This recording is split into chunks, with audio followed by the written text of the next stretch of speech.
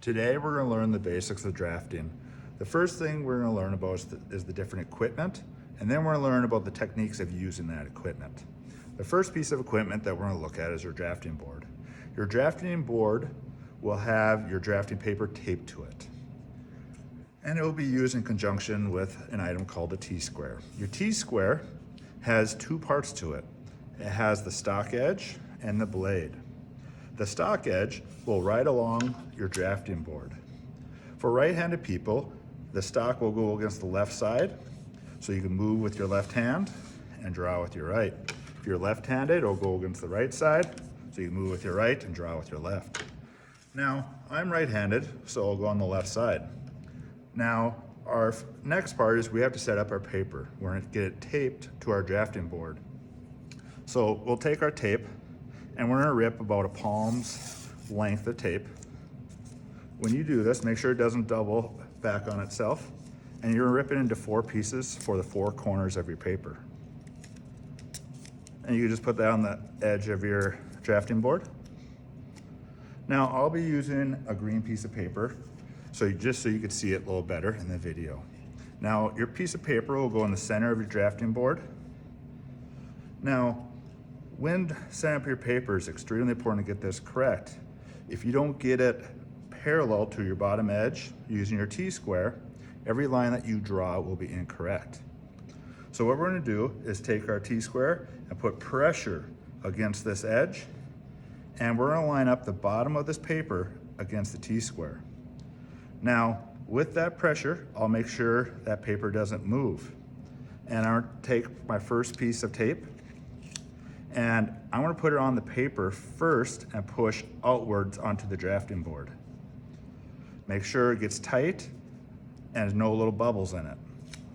Now, every piece of tape that you use, you wanna verify that your piece of paper is still tight reversed against the T-square. So put it on the paper first and push outward. If you feel the paper moved, make sure you correct it right away. Now, I have my top 2 edges done. I wanna make sure there's no bubbles in my paper. Now put it on the paper first, push outward. This seems like a very basic step, but a lot of people get it wrong. So drafting is all about the little details. Even when you finish your drafting, you need to pay attention to these details, such as when you take your paper off your drafting board, you wanna peel the tape off the paper first and peel it towards the drafting board. If you do it the opposite, there's a good chance your paper will rip. Now, this setup is if there was no drawing on your piece of paper. Sometimes you'll have words or a border or a drawing already on a piece of paper. So what you'll do on those instances is the same process with the T-square, but instead of lining up your paper to the T-square, you will find the longest horizontal line of that piece of paper. So normally it's your border. So I line it up there and do the same process.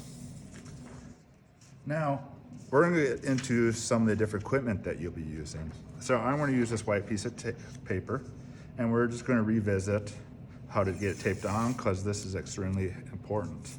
So about a palm size, 4 pieces. One key thing to pay attention to is make sure your paper's not sliding underneath your T-square. You wanna keep that pressure tight so it doesn't slide underneath. Paper first. Make sure you get the bubbles out.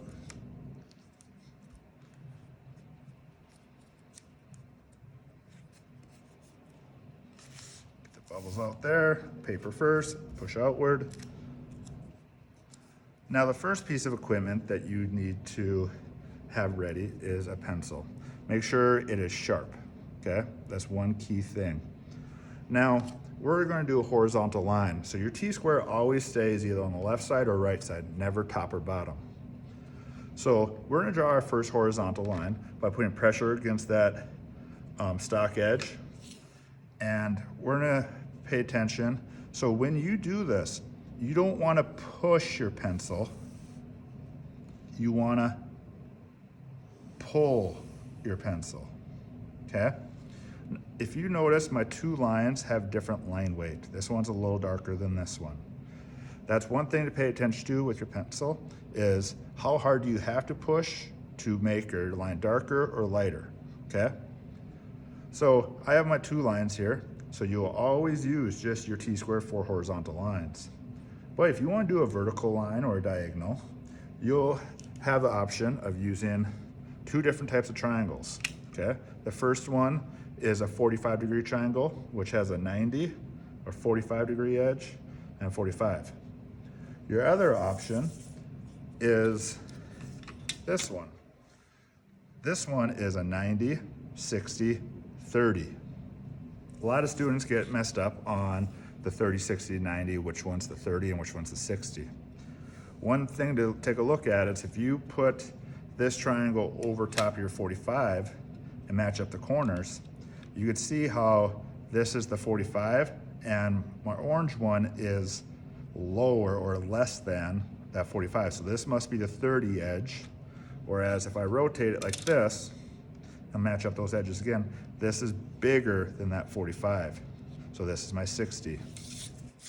Now, both triangles, you're able to do vertical lines by using your 90-degree edge. So what I'm going to do here is draw a vertical line.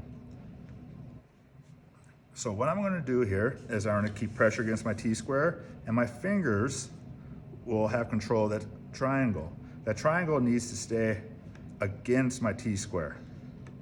So with it tight against my T-square, I'm going to draw my vertical line. So this is a perfect 90-degree angle for my horizontal one.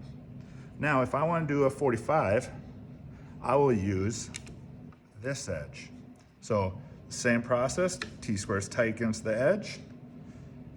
My fingers are controlling the triangle, tight against my T-square. And I'm going to pull my line. And this is a 45-degree angle. So now let's take a look at my 30, 60, 90 triangle. It's the same process. We're going to keep it tight against the edge there. Triangle is going to go tight against my T-square. And this edge is the 30. So it's the same process.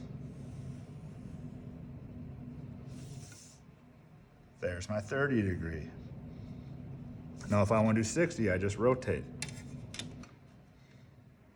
So here's my 60.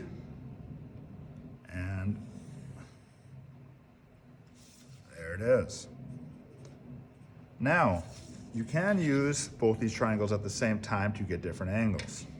What I'll do is I'll put my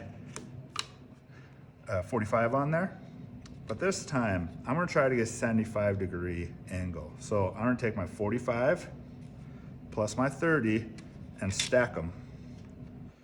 This takes a little bit more skill because you're gonna have to keep pressure on your T-square, but your fingers are gonna be in control of two triangles at the same time. Make sure you don't have any gaps here or there. I'm gonna put it on where I want it. And that's a 75. Now, you could also get a 15 degree by switching, keeping your 45, but this time you're gonna use the 60.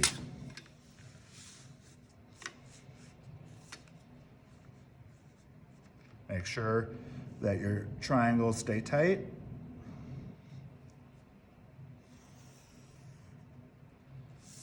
If you look here at all my angles, they're in increments of 15. Now the next piece of equipment that you'll be using is an eraser shield and an eraser. Remember when I was talking about the different line weights, this one and this one? That's going to come into play because there's going to be times where you're going to have to erase, where you want the lighter line. So when you erase, you don't see the part that's a little too dark show through. So what I'm going to do is show you this eraser shield. There's different holes in this template. The first thing that we're going to look at is these holes here, these circles. Those circles are there to help you draw hidden lines. What a hidden line is on a drawing or an object, a hidden line shows you information that you can't see from that view, but it's an important detail to describe that object. So with a light line, this bottom line, I'm going to take these circles and put it over that line directly so you can see it. Now a hidden line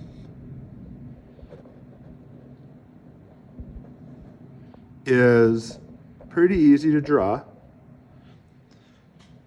because you're going to take your eraser and go over those circles and just erase. Now, a hidden line is a dashed line with evenly spaced. That's what these circles allow you to do.